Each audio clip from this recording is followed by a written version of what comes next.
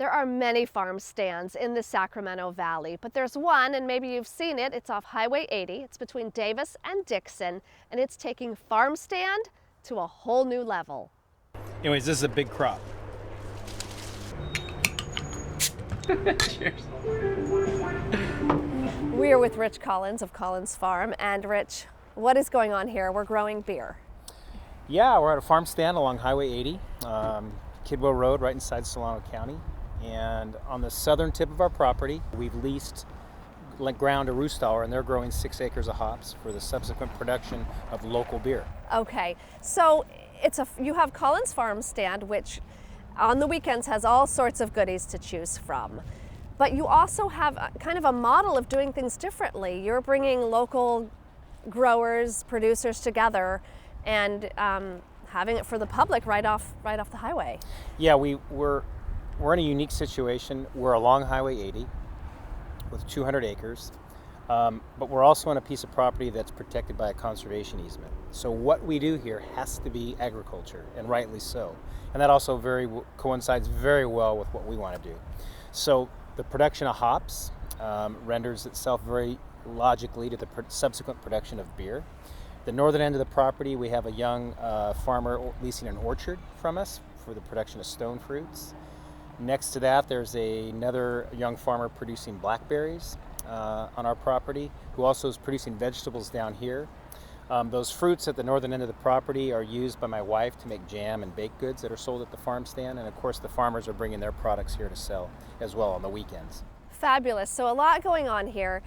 You can probably speak to the fact that the Sacramento Valley is a great place to grow things. Why do you think this region is so wonderful for agriculture? Well, we're blessed with great soils, great climate. Happily, we still have water here. And also a vibrant community of not only producers, but just as important, of consumers, people who are interested in what we do here. And consumers, you can hear the cars going in and out because people are stopping on a weekday, and you can go grab a beer here. You also have another commodity that you grow that you're quite well known for. Talk about what else you do. Well, in 1983, Shelley and I, my wife Shelley and I, we started the California endive farms, where we produce Belgian endive, both red and white, conventional and organic.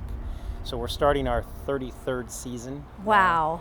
And we're still the only growers of endive in America. You did bring up the drought, so I have to ask about the drought. How are farmers like yourself dealing with the 4th year of a drought?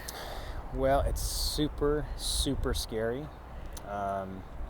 Luckily to the west of us here, we have a great resource in Lake Berryessa with as far as a surface water source for a lot of the farms in this area, although there are a lot of wells, deep wells around us as well. There's a lot of drip irrigation going on, which is great.